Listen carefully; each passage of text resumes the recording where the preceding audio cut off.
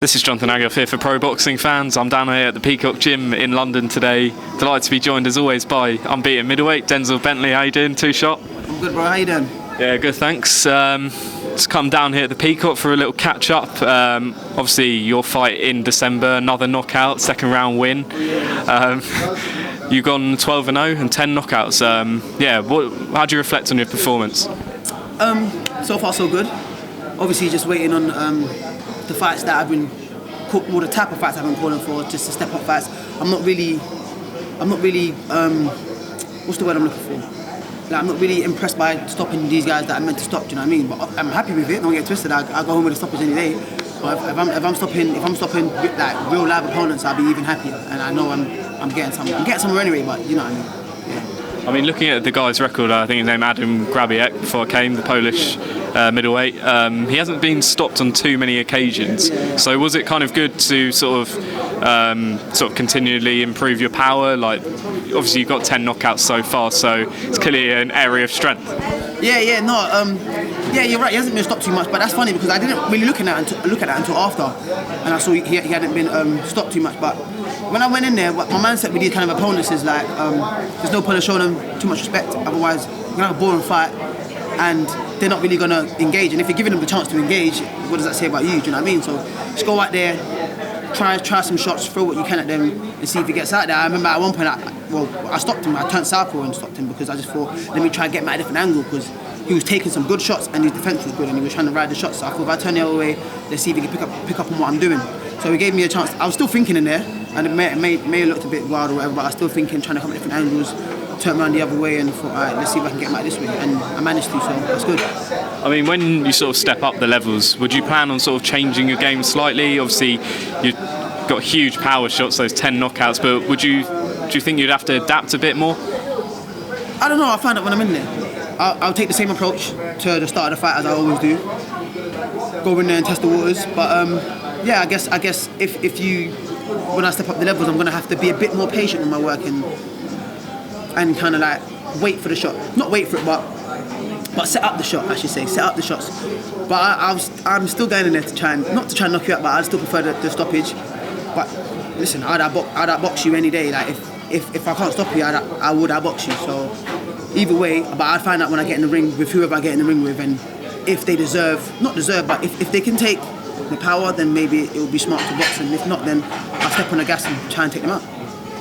I mean, we spoke a lot last year about the British title, when you might be fighting that. I spoke to Liam Williams a few days ago, and he said that he's looking at obviously a world title shot. That's his hope, but in the meantime, he's going to keep hold of that British title if he doesn't get it.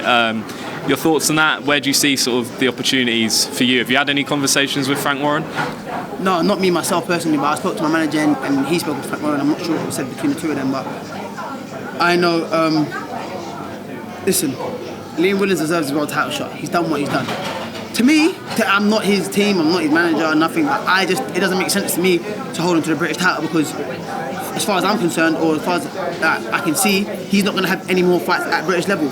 Every other fight he has will be in between world level and British level, so it'll be above obviously domestic level, but below world level if he doesn't get that world title shot. But the opponents he's fighting will all be international opponents that can get him closer to a world title shot or mandatory position. Well, I think he already is anyway, but just ranked higher in other governing bodies and things of that sort. Do you know what I mean? So it doesn't make no sense to hold on to the British title instead at domestic level. Like, just give the young boys a chance, and that's why I've been saying in all my interviews. Like, if we end up catching up to him, it's no one's fault but his, because in my opinion, he should be taking those fights. Like the last fight he had with that American dude, those are the type of fights he's going to be having. You can't represent the British title having them kind of fights. So there's no point in holding on to it. But like I said, I'm not his team. Maybe he's afraid that if he loses, he's got somewhere to go back to, which is the British title. But as a fighter, I don't think anyone thinks about losing. I think you always think you're going to fight thinking you're going to win. But maybe he's just trying to secure his thing where it's like, if he does step up too far and loses, at least he's still got the British and he can make some money out of that. So I'm guessing that's why. Other than that, it doesn't make any sense to me. So from what you're saying, you believe that title should become vacant, or others like you rising up should get the opportunities? Yeah, 100%. It should become vacant. But like I said, I'm not his team. I don't know what he's been advised to do. I don't know what he feels like with the title. I don't know. Maybe he's just trying to secure his position. Does that make sense? I don't know. But it should become vacant. Someone should get mandated for it. Right now, it's not being fought for. It's not. His last 2, maybe 3 fights, he hasn't represented the title. It's not being fought for. So there's no point of him holding on to it. But like I said, I'm not sure what he's being advised. I'm not advising him. I'm not a part of his team. He's doing well right now.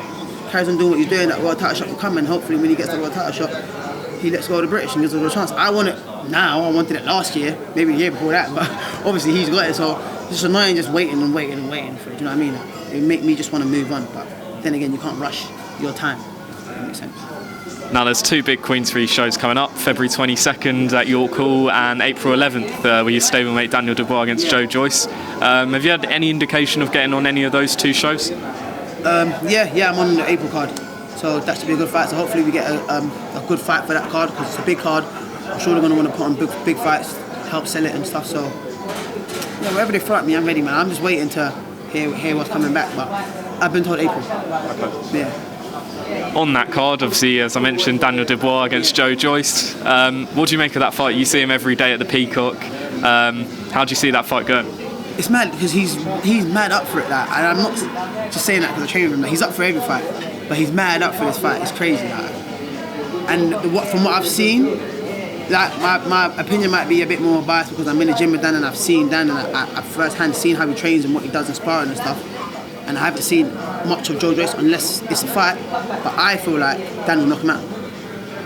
That's no disrespect to Joyce. I know Joyce can take a shot. I've heard he can take a shot and all these things, and can Dan take a shot and blah blah blah. But I just feel like Dan said, he's actually better in every department. I feel like he's got a better jab.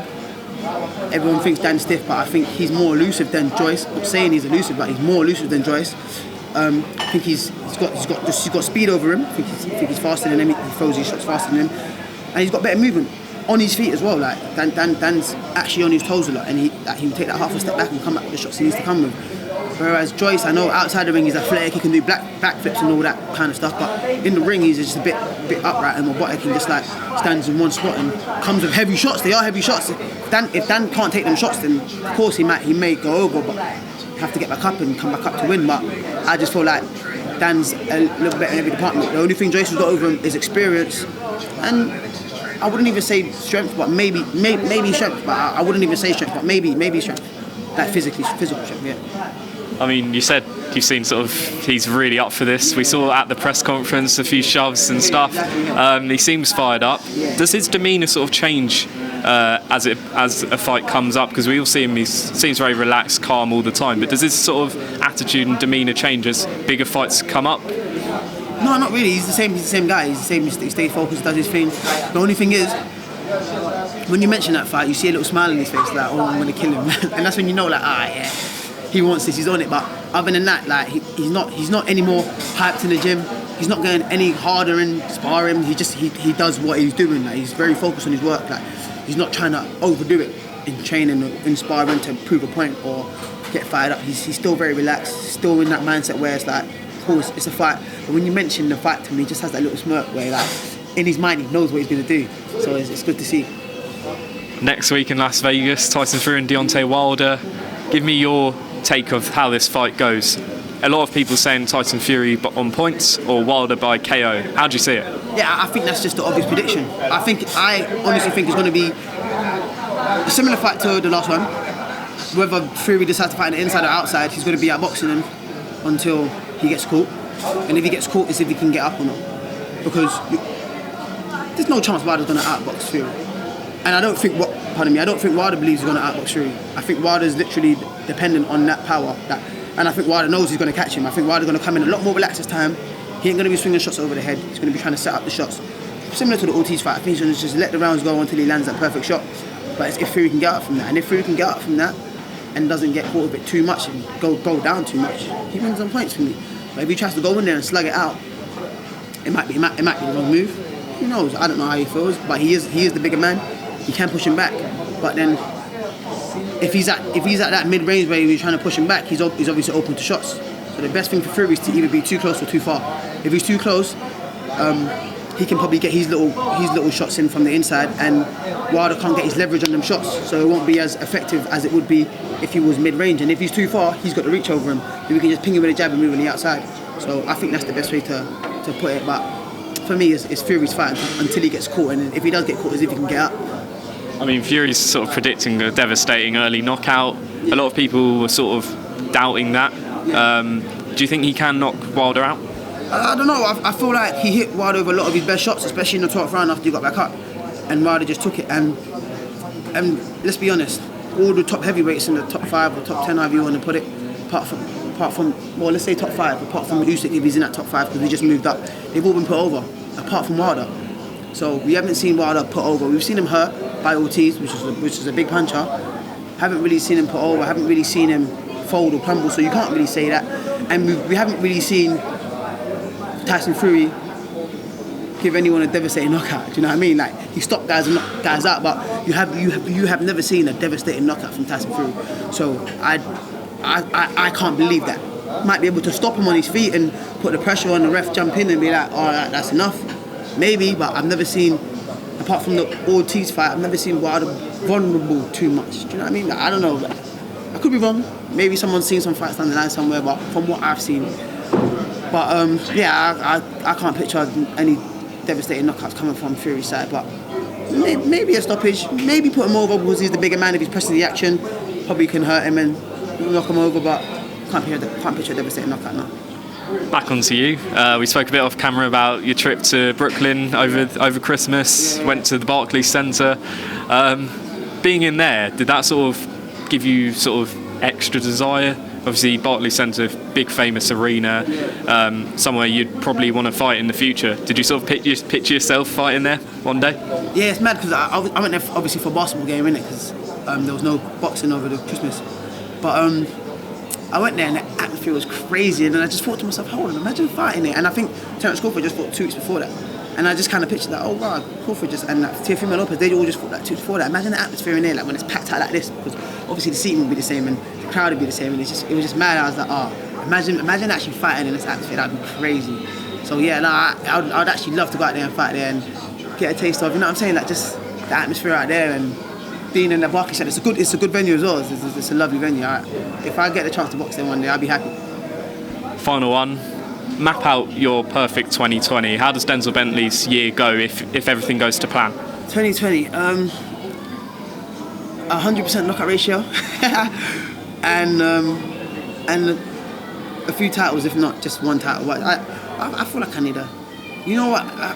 Being in some good fights would be enough, but I feel like a title would top off the year for me. And obviously, like I said, 100% KO ratio this year. I'd be happy with that. Denzel Bentley, thanks very much for talking to pro boxing fans. We'll catch up with you before this April date. Yeah, nice one. Thanks for having me, man.